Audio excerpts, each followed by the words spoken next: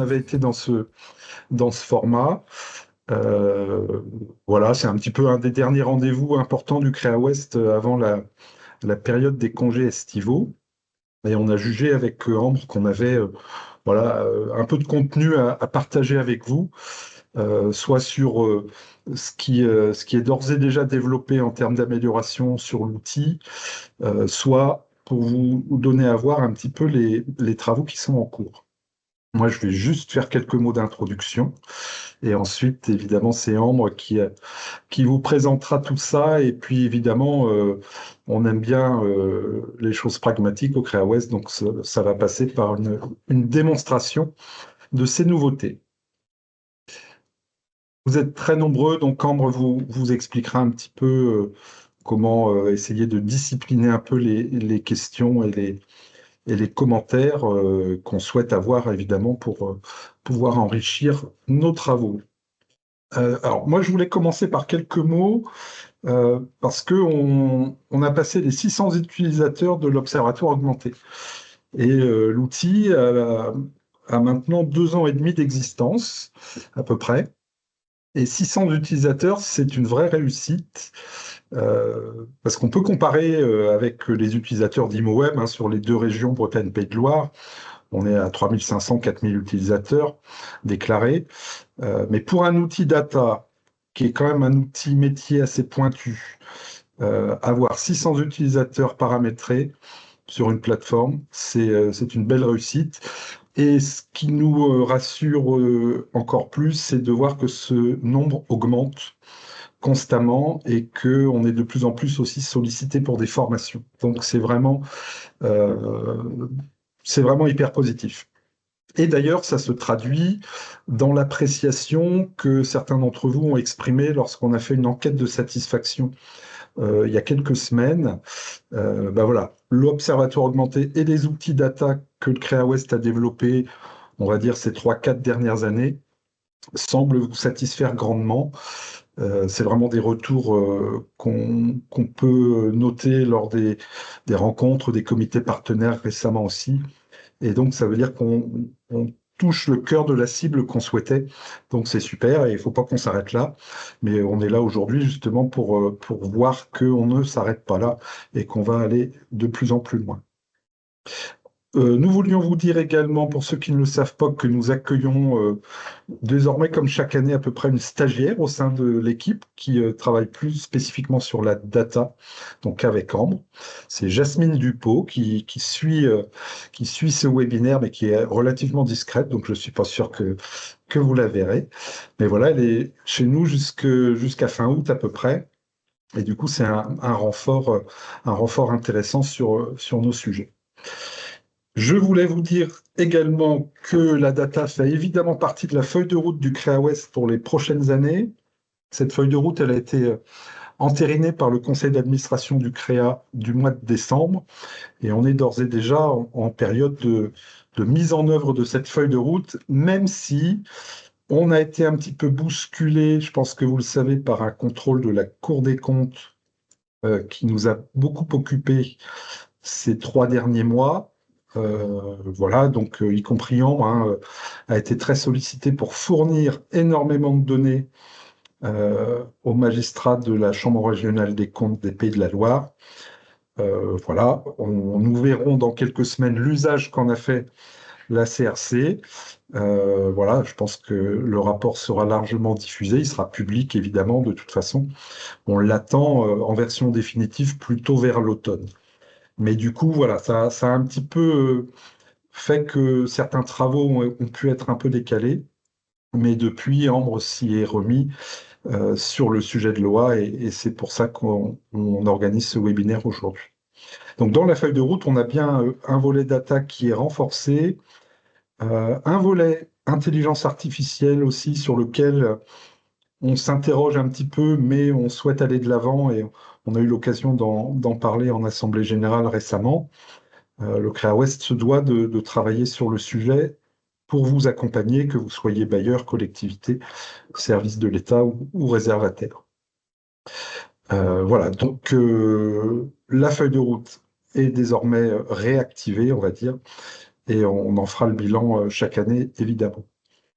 Et puis, on a aussi une autre satisfaction sur le sujet de la data, pas spécifiquement de l'Observatoire augmenté, c'est d'être de plus en plus sollicité pour des travaux thématiques et partenariaux, que ce soit pour des études ponctuelles ou interrégionales. Ambre en dira un mot tout à l'heure sur le sujet de l'INSEE Bretagne et Pays de Loire. Voilà, on a des partenariats qui se tissent avec Réseauville également. Donc ça, c'est très encourageant, surtout dans des périodes où le Créa Ouest peut être un petit peu re-questionné, hein, par des mouvements nationaux qui peuvent être un peu centralisateurs. Donc c'est bien de voir qu'on a un vrai appui auprès des acteurs locaux et régionaux sur nos sujets. Voilà, donc le webinaire est enregistré et je vais passer la parole à Ambre qui va pouvoir embrayer sur la suite et n'hésitez pas à intervenir, elle va vous expliquer un petit peu comment le faire.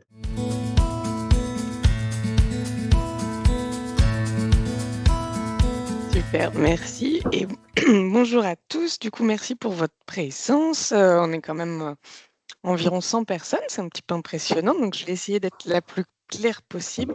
N'hésitez pas à m'interrompre pour me dire si j'avais besoin de précision et d'explications supplémentaires. Voilà. Je vais vous parler du coup rapidement de ce qu'on a fait. Donc un petit travail sur l'ergonomie. Ça va être les petites modifs. Et puis après, on va attaquer du coup les grosses modifications. Donc il y a des nouvelles thématiques. On commencera par la conjoncture immobilière avec notamment le SIAP. Et puis les modifications, les thématiques qui ont été revues, sur les attributions, l'évolution de la demande, le profil et rapidement sur la synthèse. Et du coup, je finirai par GoRénov là sur l'énergie des bâtiments. Voilà. En termes d'organisation, effectivement, on va passer directement à la démonstration, hein, c'est mieux qu'un PowerPoint.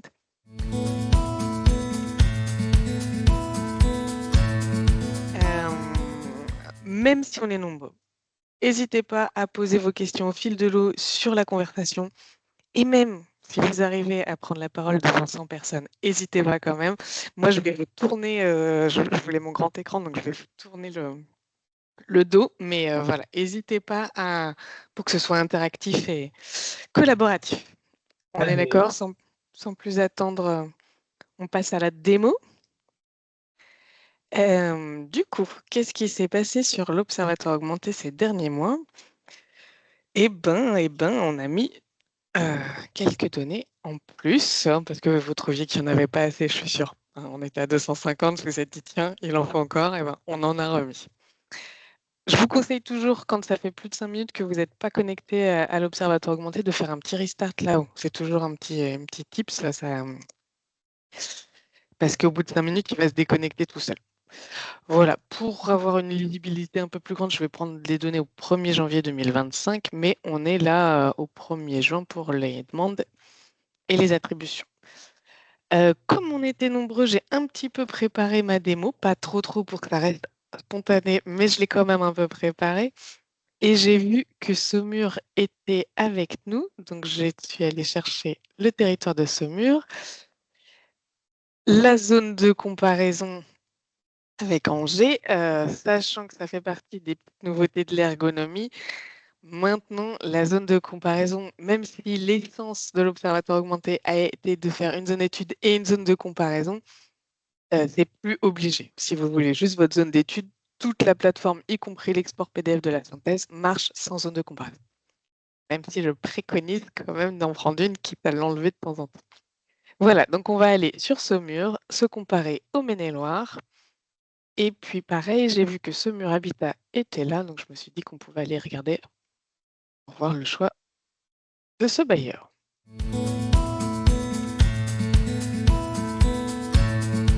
Je retourne là-haut et puis je vais directement sur la conjoncture immobilière. Je ne sais pas si vous avez été faire un petit tour depuis que c'est là.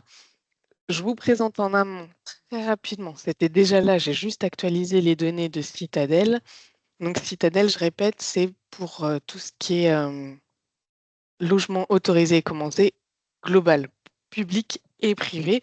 Donc ça permet de donner une petite vision, une petite tendance de, tiens, le marché, est-ce qu'il est plutôt à la hausse, à la baisse, globalement sur mon territoire, sachant qu'il y a des outils qui sont très bien faits, notamment un outil de la DREAL qui est fait avec la même technologie que l'observatoire augmenté, c'est sur du AirShiny, qui est bien fait au département.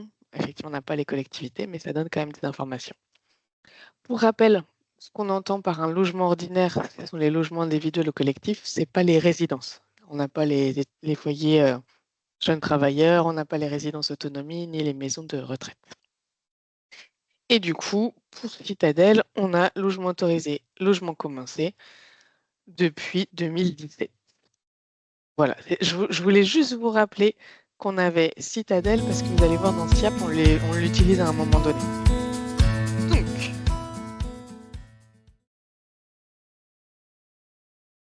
la programmation sociale, qu'est-ce qu'on a? On a des données de la base qui remplacent Citadel. Je ne sais pas si ça vous parle parce que c'est vrai qu'on sort un tout petit peu de notre champ d'activité qui était les demandes, les attributions, le parc social.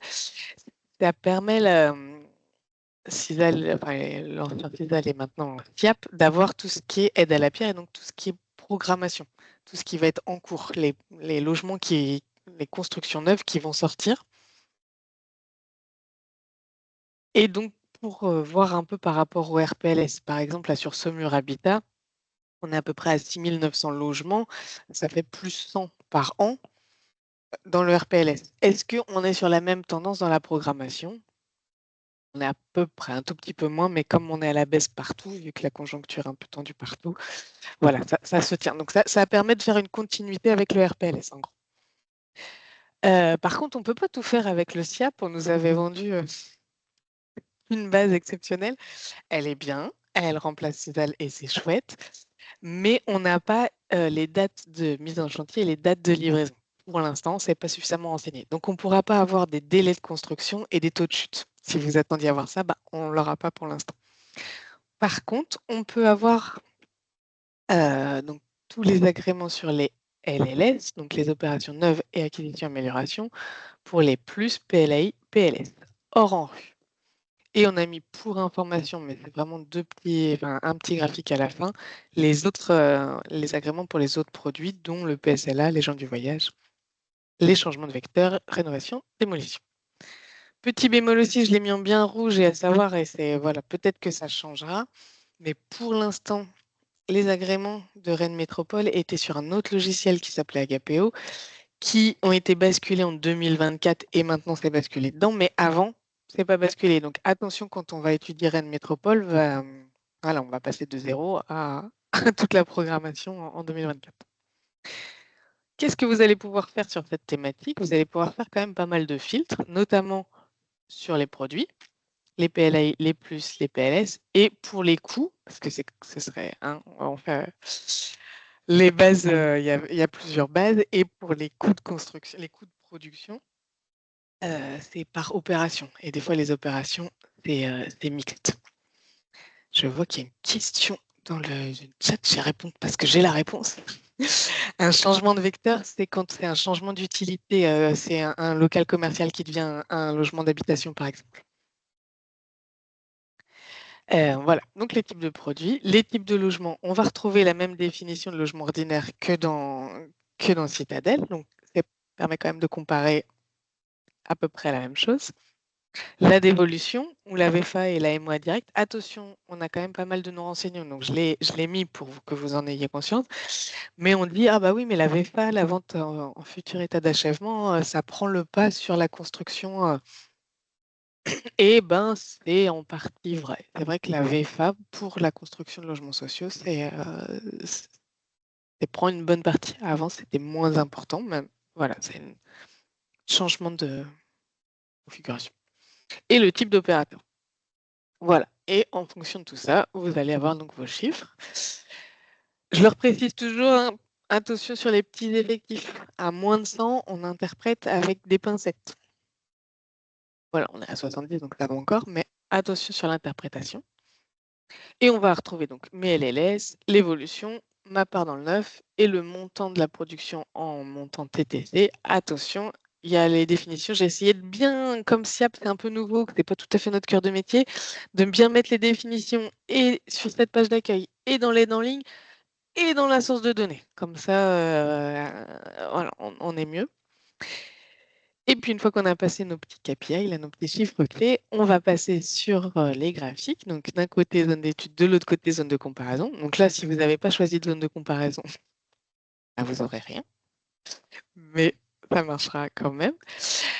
Par type de produit, donc on va retrouver mes PLS, mes PLAI, mes plus. Sachant que là, vous voyez, pour les départements et les régions, j'ai les objectifs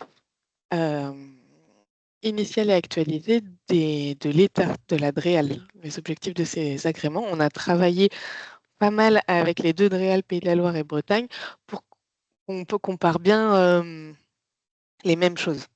Ce qui explique que, par exemple, moi, au début, je n'avais pas pris le palulos communal comme étant du plus. Et ben voilà, c'est grâce au travail avec la DREAL on est bien sur les mêmes définitions. Et là, je vous entends déjà, ceux qui sont un petit peu sur cette thématique, me dire ah ouais, non, mais on l'a au département, mais moi, mes délégations, bah, c'est Rennes Métropole ou c'est Nantes Métropole. Comment je fais pour avoir mes objectifs? On les a mis à la fin.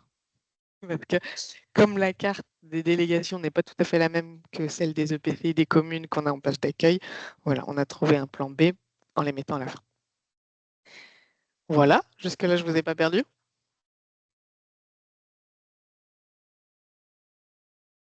Non? Tout va bien? Alors, je continue. Du coup, Il y a une petite précision, Ambre, dans la conversation de Valérie Doram sur le changement de vecteur. vecteur correspond à une aide à la réhabilitation quand on passe, par exemple. Ok, ok. Eh ben, merci Valérie. Pour moi, c'était vraiment, j'avais vu, c'était changement de fonctionnalité. Destination et non. Merci pour la précision. Petite information, si je choisis ici le plus, toute ma page se met bien à jour.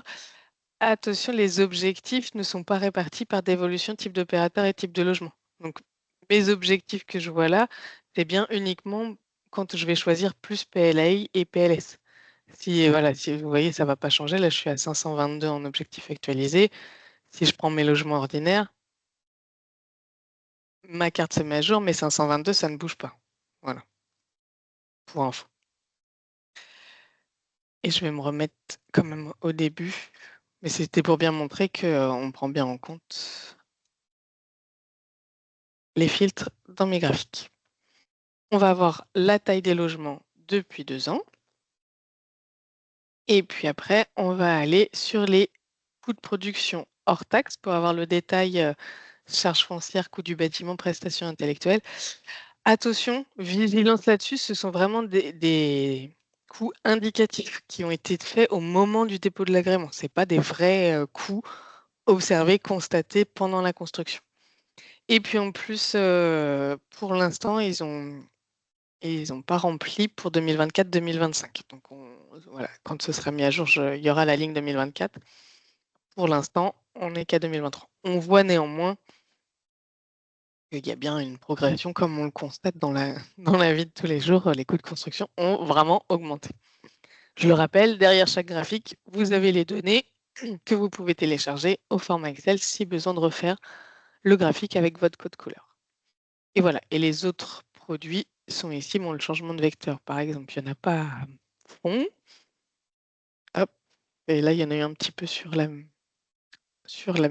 département. Ensuite, on va retrouver des petites cartes, bien sûr, on peut remonter jusqu'à 2017, donc c'est pas mal. Il y a vraiment eu, entre CISAL et SIAP, il n'y a pas eu de cassure d'année, il n'y a pas eu de rupture, et ils ont bien repris tous les chiffres, donc on peut se comparer. En bleu, ce qui est négatif, en rouge, ce qui est positif, en jaune à rouge, en taux de croissance. Et puis, c'est là où je vous disais pourquoi je vous ai parlé de Citadel tout à l'heure, c'est que là, on va aller comparer ce qui a été autorisé en agrément sur les logements sociaux par rapport à l'ensemble des logements autorisés dans Citadel. On n'est pas sur les mêmes sources, on n'est pas sur les mêmes dates, donc c'est à titre indicatif. C'est pas, vous allez avoir du plus de 100%, ce qui est en principe, c'est pas possible, mais c'est parce qu'on n'est pas exactement sur les mêmes champs. Néanmoins, ça donne une information avec le cercle, c'est le nombre de LLS à la date T que vous regardez, et la couleur, du coup, c'est l'évolution. C'est la part, pardon. C'est la part qu'il y a. Donc, on a à peu près 20% d'agréments en logements locatifs sociaux parmi l'ensemble des agréments autorisés de Citadel sur ce mur Val-de-Laure. Et puis, par rapport aux Et objectifs de du coup, programmation, on l'a par EPCI, hein, c'est ça? là, c'est par EPCI parce que j'ai choisi en page d'accueil EPCI. Un Si je EPCI. choisis en page d'accueil une commune, j'aurai une carte communale. Et si je choisis un département, j'aurai la carte au département. Et du coup, oui, et n'hésitez pas à zoomer. Parce que quand on fait comme ça, forcément, Rennes et Nantes viennent greffer un peu les bulles là. Mais par contre, à partir du moment où on zoome un peu, ça y est, voilà, les bulles s'adaptent et c'est plus lisible. Et puis donc en annexe, donc là c'est dépendant de ce que vous avez choisi en page d'accueil, vous allez retrouver toutes vos délégations, tous vos gestionnaires d'aide à la pierre. J'ai pas précisé, il y a certaines communautés comme Morlaix ou Saint-Malo Agglomération qui avaient la délégation d'aide à la pierre et qui ont rendu leur délégation. Pour garder une homogénéité, pour pas perdre dans l'historique, du coup on les a raccrochés. Tout ce qui s'était passé, les objectifs de Morlaix Communauté, avant 2021, on les a raccrochés au département. Donc là, au département 29 et Saint-Malo raccroché au département 35. Vous ne les retrouverez pas dans la liste ici. Mais là, comme je suis sur le département, je peux mettre Angers-Loire Métropole. Donc, je vais retrouver mes différents types de produits et mes objectifs initiaux et actualisés. Et ça se cumule. Si je veux, par exemple, avoir une vision de l'ensemble de mon département, je cumule Angers-Loire avec le département et je vais bien retrouver ce même graphique là, mes 1518. C'est bien mon même graphique que du début ici. Voilà.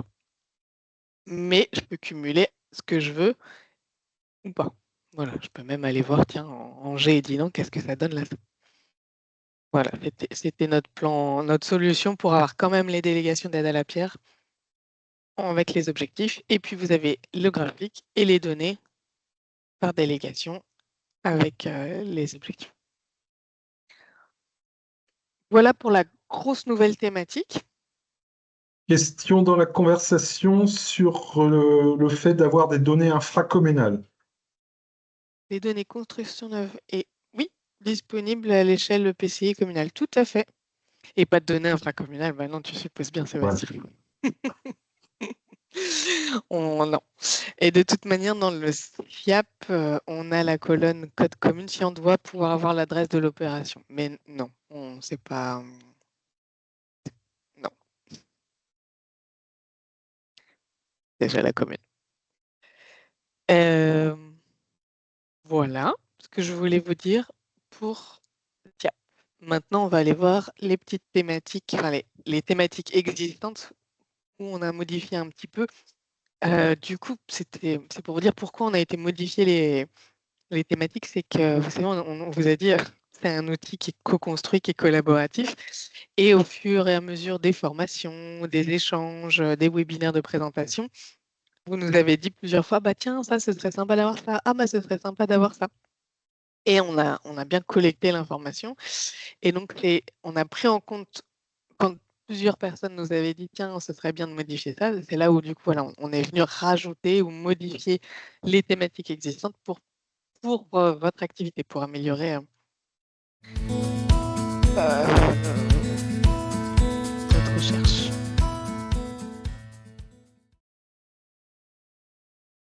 Donc, je vous montre les attributions pour commencer. Les attributions, bon, vous allez être déçus, les feuilles de quartile, on les a mis. Là, les feuilles de quartile, c'est juste un petit fichier Excel tout simple. Je dis vous allez être déçus parce que 2025 n'est pas sorti. C'est en cours, mais ça va arriver incessamment sous peu, mais c'est pas encore là. Il nous manque, on a le Q1, mais on n'a pas Q2, Q3. Mais on a mis à disposition, du coup, par EPCI, l'évolution depuis 2019 de tous les quartiles et ça permet de se rendre compte, tiens, mais pourquoi j'ai plus Côte d'Emeraude dans mes objectifs LEC, je comprends pas. Bah, en fait, c'est parce qu'il est sorti du champ de d'analyse. C'est plus un EPCI LEC. Et par exemple, on a gagné Erdregev. Ah bah oui, effectivement, il est apparu en 2024, il n'était pas présent sur les autres années. Donc ça donne et les montants des quartiles des différents seuils, et en plus qui est EPCI LEC et qui ne l'est pas, et qui l'est de nouveau et qui ne l'est plus. Voilà. Donc petit fichier tout simple, et dans maintenant la thématique. Et dès qu'on aura 2025, on le mettra dessus.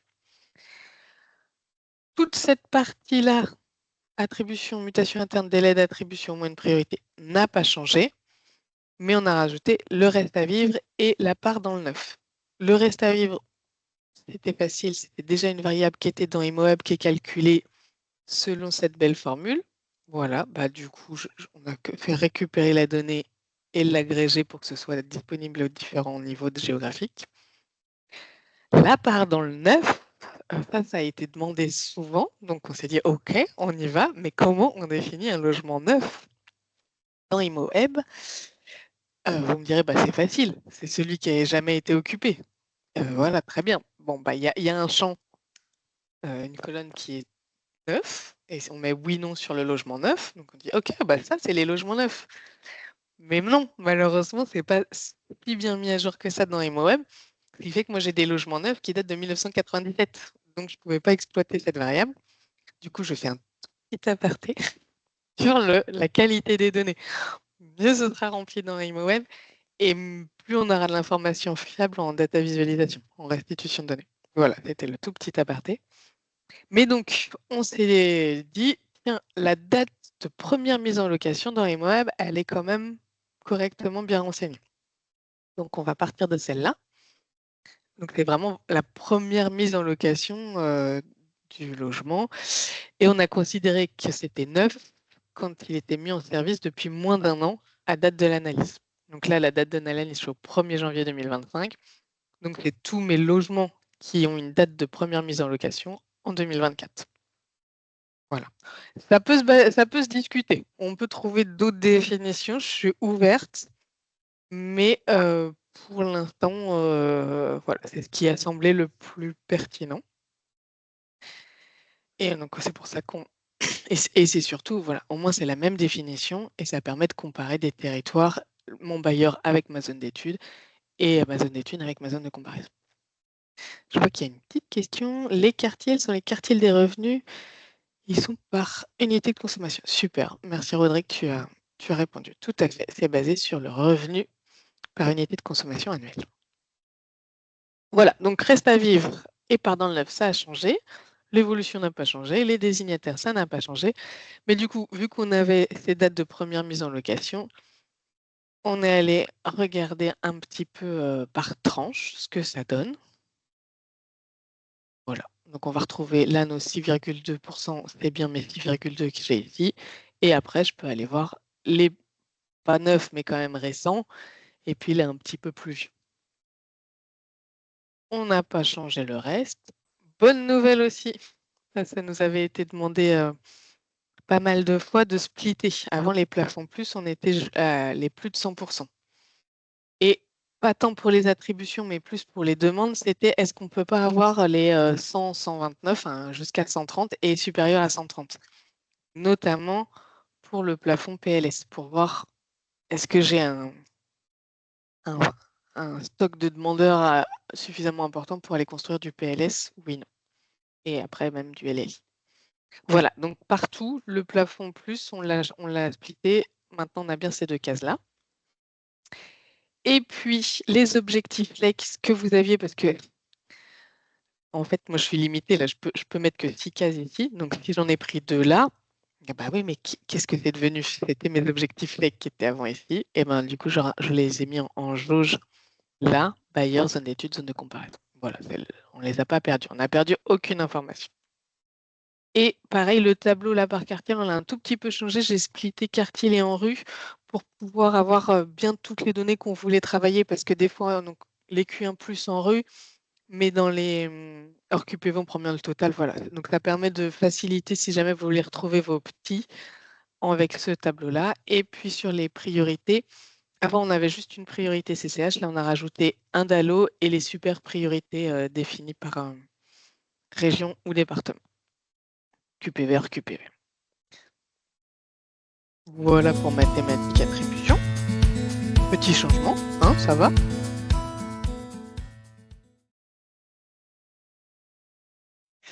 Alors maintenant, on passe à l'évolution de la demande. Là, elle est rapide cette thématique, mais par contre, il y a eu gros changement. Avant, on n'avait qu'une évolution annuelle. Et bien maintenant, c'est vous qui avez la main. Vous choisissez l'évolution que vous voulez, la période que vous voulez voir. Si vous dites, tiens, je veux voir sur mes 5 dernières années comment ça a évolué la demande sur Saumur Val-de-Loire, j'ai plus qu'à choisir 2020-2025.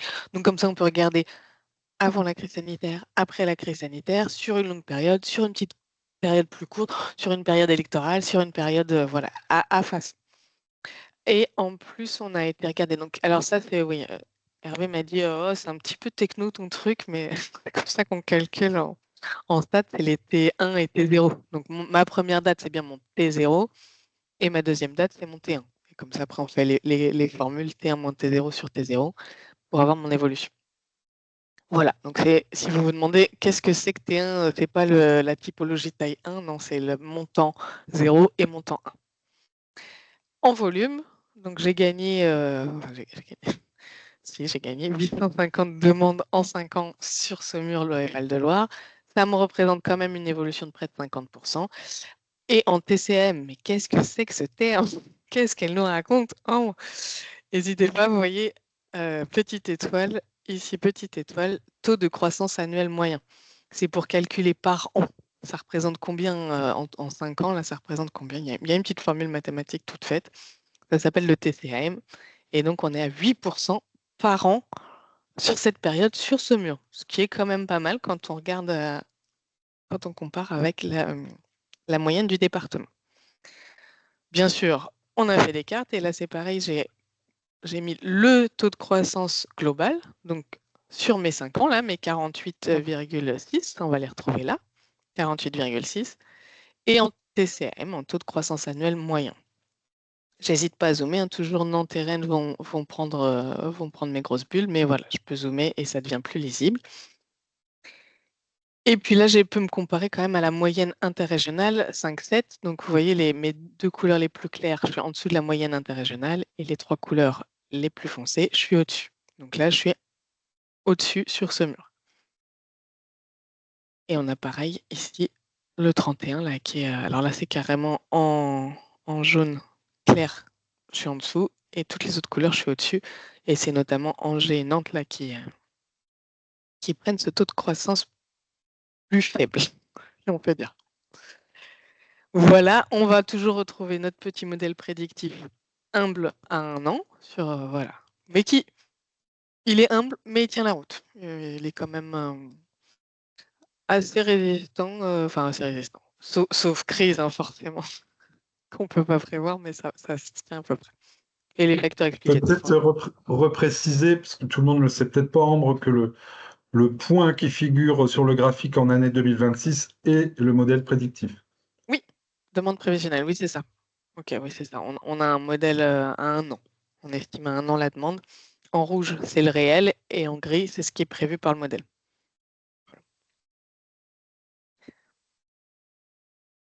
Bon, quelques utilisateurs m'ont déjà fait le retour qu'ils aiment bien, et puis le côté cercle proportionnel pour voir où on la demande, parce que c'est vrai qu'on pourrait mettre du rouge voilà, partout. Par exemple, voilà, on aurait du rouge ici, beaucoup de rouge sur les communautés de communes hors Rennes Métropole. C'est top, c'est que ça augmente fortement, mais ça ne représente que 500 demandes, alors que Rennes en prend 27 000.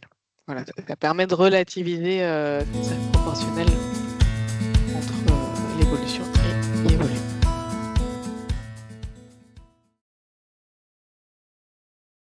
Maintenant, le profil des ménages, on était sur les prioritaires. Les demandes et les attributions. Alors, qu'est-ce qu'on a été faire sur les demandes et les attributions? Déjà, on a été rajouter des catégories de profils. Il y a les demandes en cours qui ont fait leur demande en ligne, qui ont fait leur saisie en ligne.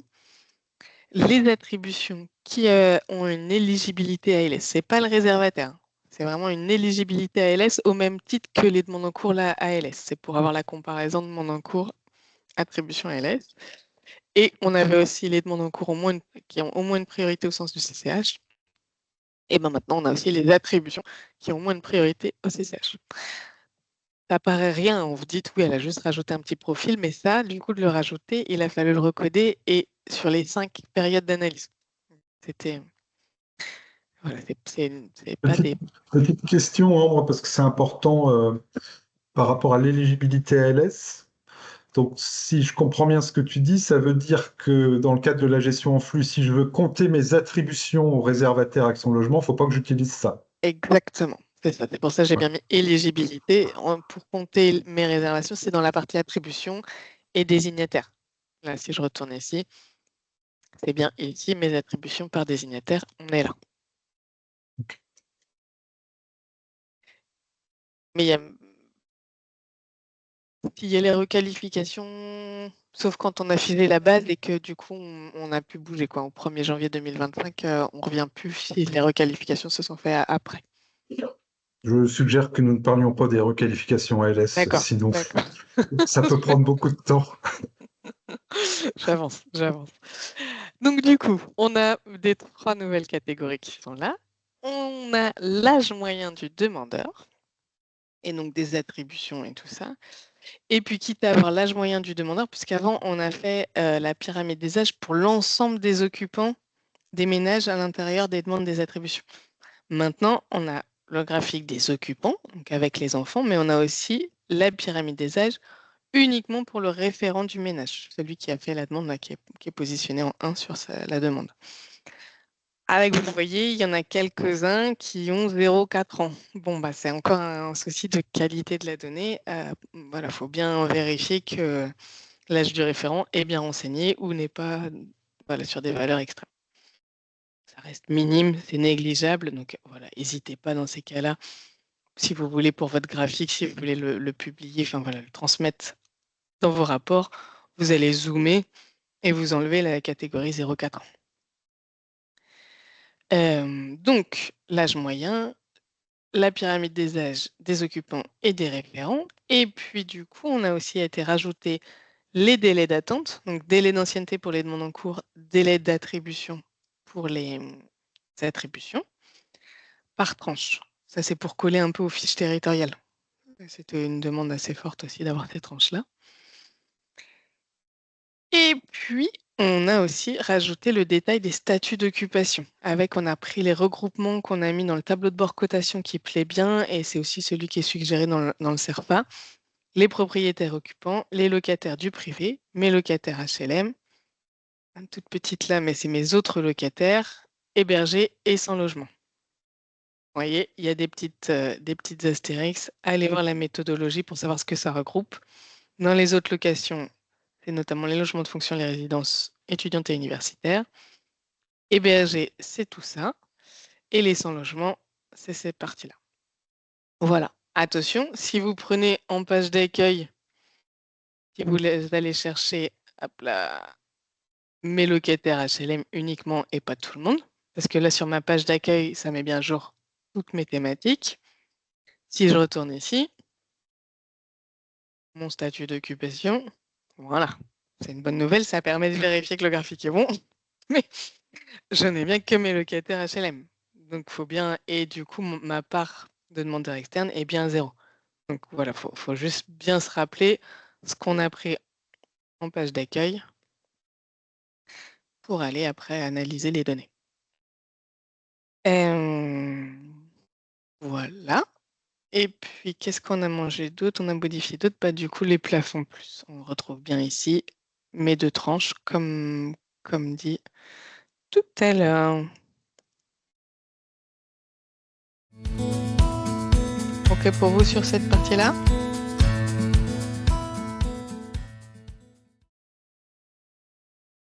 Du coup, juste la synthèse territoriale, c'est une petite modification, mais c'était pour le côté plus lisible. Parce que la pyramide des âges, c'est bien, ça permet de savoir voilà, les hommes, les femmes et le détail par âge quinquennal, c'est cool, ça donne du détail. Mais par contre, quand on est dans la synthèse et qu'on veut aller vite, on a regroupé du coup déjà hommes-femmes et j'ai regroupé les tranches pour que ça colle au plus près de l'âge des occupants qu'il y a dans OPS. N'hésitez pas quand vous voyez que le titre là est mangé, vous pouvez enlever, vous savez, les trois petits traits là, ça permet d'agrandir, d'enlever mes thématiques et comme ça, voilà, je vois mieux mon titre. Donc dans les données d'OPS, d'occupation du parc social, on a à peu près les mêmes catégories, sauf que pour l'OPS, j'ai les mineurs et les 18-24 ans.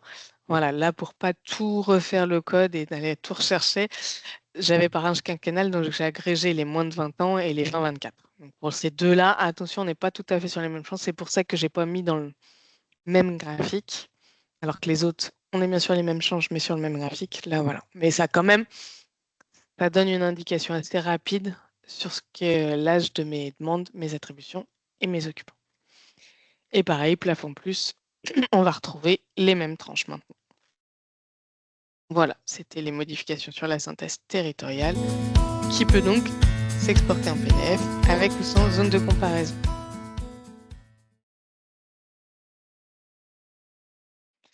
J'ai été un tout petit peu vite sur l'ergonomie parce que du coup, on a revu la zone de comparaison. Il y a bien un titre pour chaque graphique. Si jamais il y a eu un petit loupé et que j'ai oublié de mettre un titre sur un graphique, c'est notamment pour les exports en PNG. Parce qu'on avait le titre ici, mais on ne l'avait pas dans l'export PNG, donc en l'export image là. Donc voilà, en principe, il est rajouté sur chaque graphique. Permettre ça. On a aussi été modifié des noms qui étaient un peu longs. Si on retourne, c'était notamment pour les Bretons. Hop, je vais aller à GMBA. Dans le bilan Caléol, je ne sais pas si vous aviez déjà fait la remarque, mais moi, ça me chiffonnait à chaque fois que je faisais la démonstration. Je rappelle, un bilan Caléol, il faut bien recliquer sur le territoire. Là. Sinon, parce que vous pouvez choisir un ou plusieurs territoires sur la zone que vous avez sélectionnée ou en infra. Et pour les bailleurs, vous pouvez même choisir par agence si vous en avez. Oui, parce que là, Et du coup, j'étais puisque là-bas. tu es J'ai sur le... choisi ce mur habitat, mais non, j'ai changé de territoire. Ouais. Ouais. Puisque tu es sur le bilan Caléol, je rappelle, pour ceux qui n'utilisent pas cette thématique, elle est extrêmement riche. Elle a été conçue à l'origine pour les bailleurs, pour les aider à réaliser leur rapport annuel, mais on la rend accessible à tout le monde. Et vous allez retrouver une foultitude d'informations très intéressantes dans cette thématique, donc n'hésitez pas à aller la regarder, avec une vision agrégée bailleur. Et côté ergonomie, on a aussi essayé de mettre des définitions dans les sources de données un peu plus précises, notamment sur les délais, ce que c'est qu'un délai d'attribution, un délai d'ancienneté. Et voilà, 2-3 petites bidouilles sur l'ergonomie.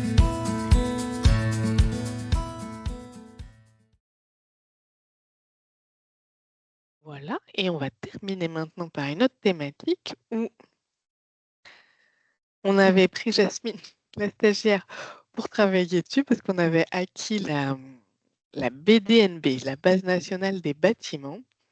Et puis, en allant sur le net, on s'est rendu compte que ce qu'on voulait faire existait déjà en open data, enfin, en Alors, presque on open avait, data. ouais, faut peut-être préciser, hein, on avait acheté cette base de données, donc, qui est la base de référence, hein, au niveau national, qui répertorie tous les bâtiments, donc pas que les logements sociaux, hein. Le Créa Ouest a investi, voilà, ça a un coût, hein. C'est une base qui est gérée par le CSTB au niveau national. Et on l'avait notamment acheté avec l'idée d'observer les questions énergétiques. Voilà. Mais il y a plein d'autres choses, hein, dans cette base. Donc on pourra l'utiliser pour autre chose. Mais effectivement, on a pris un peu de retard sur le sujet et on s'est rendu compte que le travail avait été fait et bien fait par le CSTB. Voilà. Voilà, et donc on s'est rapproché du CSTB et on a dit, est-ce qu'on peut encapsuler votre travail dans l'observatoire augmenté? Donc ils nous ont autorisé l'accès parce qu'il faut un petit token là pour y accéder.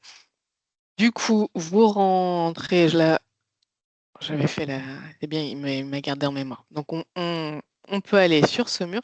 Attention pour les bailleurs et pour n'importe qui, il faut connaître son parc, puisque là on a le parc privé et le parc social. Il y a tout le monde. Mais on a quand même les informations au bâtiment. Je clique sur mon bâtiment et j'ai une estimation de mon étiquette DPE. Alors, quand j'avais fait ma démo, j'avais une possibilité d'aller sur une fiche. Sinon, j'irais. Voilà. Là, je peux aller sur un diagnostic officiel. Ça m'ouvre une page de l'ADEME qui me met un diagnostic officiel de mon bâtiment. Voilà. Les caractéristiques, les performances et ce que j'ai. Et alors, ce qui est aussi génial quand même, enfin, moi je trouve, ça donne des informations. Peut-être que quand on est vraiment technique sur l'énergie du bâtiment, qu'on veut faire de la rénovation, c'est pas suffisant. Mais comme première idée dessus, c'est quand même intéressant. Si vous allez directement sur GoRénov, on était où, à quelle adresse? On était à quelle adresse? Elle est où là? Check. Je fais copier, coller l'adresse. Je vais dessus. Et donc, je retourne sur mon bâtiment. Il y a une fiche détaillée qui explique combien j'ai de logements, l'année de construction, combien j'ai hauteur d'emprise, quel est le type de chauffage, comment sont construits les murs et les planchers, le vitrage. Voilà, il y a quand même tout un paquet d'informations. Et en plus de ça, quand on ouvre la fiche détaillée, on a la simulation de si je faisais des travaux, combien je gagnerais en étiquette. Là, je suis en E avec ma simulation de rénovation. Voilà, et ils expliquent la qualité de la simulation et tous les détails de qu'est-ce qu'il faut faire sur les murs, les planchers, les systèmes de chauffage et tout ça pour gagner en étiquette. Voilà. Donc, on s'éloigne vraiment des demandes et des attributions, mais au moins là, on a un panel sur le logement social qui commence vraiment à être à 360 sur je sais qui voudrait rentrer, qui vient de rentrer, qui est dedans, la qualité de mon parc, qu'est-ce que je faisais si je l'améliorais sur la rénovation énergétique, qu'est-ce qui est en cours dans les tuyaux pour la programmation, est-ce qu'il va sortir en construction neuve. Voilà, on a là un périmètre assez global. Alors, il en manquera toujours, mais on commence à avoir un bon paquet d'informations. Donc, n'hésitez pas à aller faire un petit tour. Et notamment, là, on a mis les liens vers les différents sites qui ont construit cette base Coreno.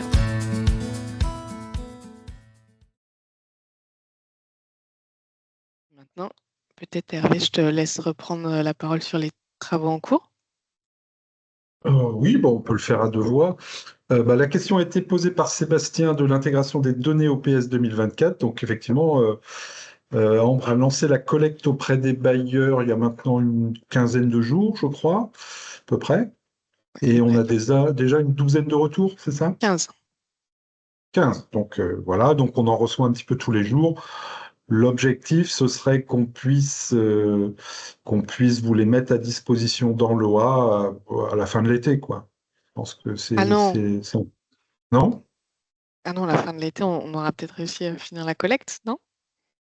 Non, je sais pas. Bon, on va voir. Je En pense septembre. qu'il y a 2 ans, on était prêt en septembre de mémoire. Mais Ouais, c'est bon, ça. ça va dépendre de la Septembre. collecte. Parce qu'évidemment, Ambre, c'est un gros travail, donc on attend d'avoir collecté l'ensemble pour charger et ne pas avoir à y revenir. Voilà. Bon, en tout cas, c'est en cours et voilà. Et puis, bah, on va évidemment relancer les bailleurs qui ne répondent pas pendant l'été. C'est ça. Nouvelle Je te laisse thématique? parler de la nouvelle Ok, thématique qui est en ok. travaux. C'est ça, on en parle depuis un petit temps sur l'accession sociale. On a un problème de base. On a différentes bases qui existent. Elles ont toutes avantages inconvénients, mais on a quand même un problème de fiabilité importante. Donc celle qui nous paraît la moins pire pour l'instant.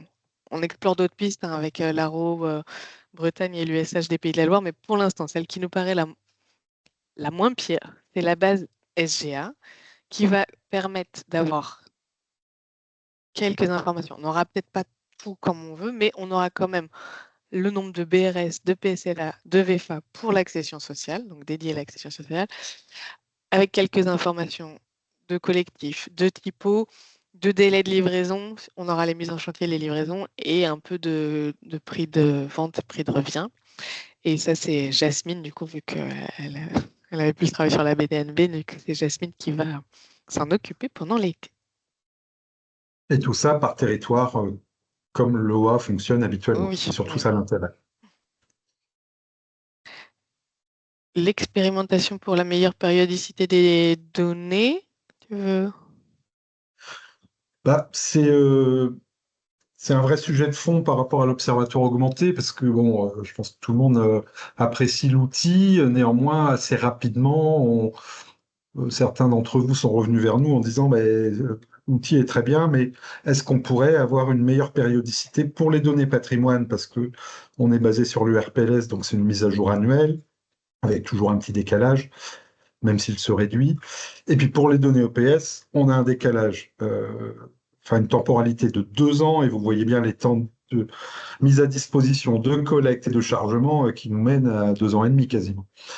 Euh, donc on souhaite y travailler. Alors, sur la partie patrimoine, notre objectif, mais il est lié à la ligne d'après, serait que on puisse à terme se baser sur le patrimoine qui est dans ImoWeb.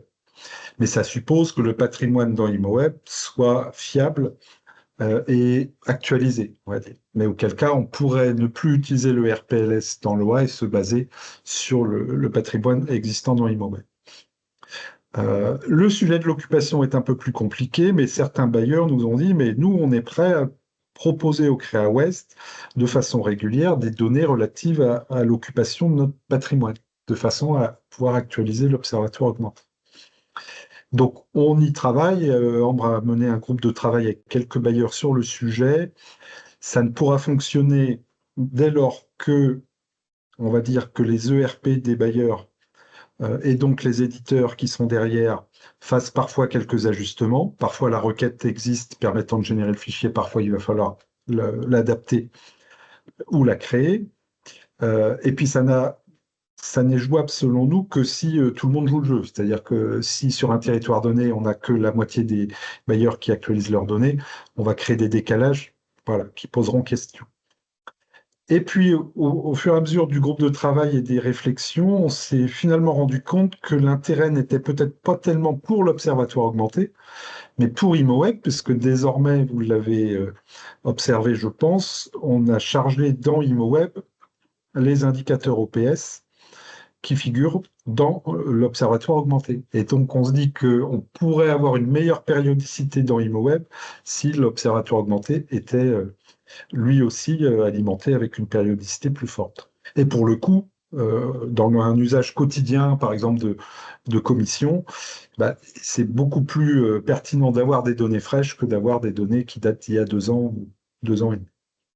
Donc voilà, c'est un travail en cours, on ne sait pas très bien comment on va atterrir, mais on a plutôt des signes positifs, en tout cas de la part du groupe de travail, et je pense que j'ai vu quelques personnes qui sont dans le groupe de travail, donc qui peuvent éventuellement témoigner si elles le souhaitent. Et puis comme il est déjà 31, du coup, peut-être on peut avancer juste Tu pour le veux... Ouais. Bon, vas-y, termine. Ouais, le contrôle qualité du coup de les données, c'est ce j'ai évoqué un petit peu tout à l'heure en aparté. Mieux c'est rempli dans ImoWeb et plus on a une qualité fiable sur la data. Donc on a mis en place pas mal d'indicateurs de suivi de listes et on va travailler en partenariat notamment avec les bailleurs et les organismes de saisie pour essayer d'améliorer ça un peu au fil de l'eau. Pas attendre le 31-12 pour dire « Ah, j'ai pas fait mes propositions de solder. Ah, j'ai pas… » Voilà, on va essayer de mettre ça en place tranquillement. Et puis, ce qui est dans les tuyaux aussi, là, c'est plus sur l'analyse. On a une étude avec l'INSEE en Bretagne Pays de la Loire pour avoir une comparaison de ce qui se passe entre le parc privé et le parc social. Voilà.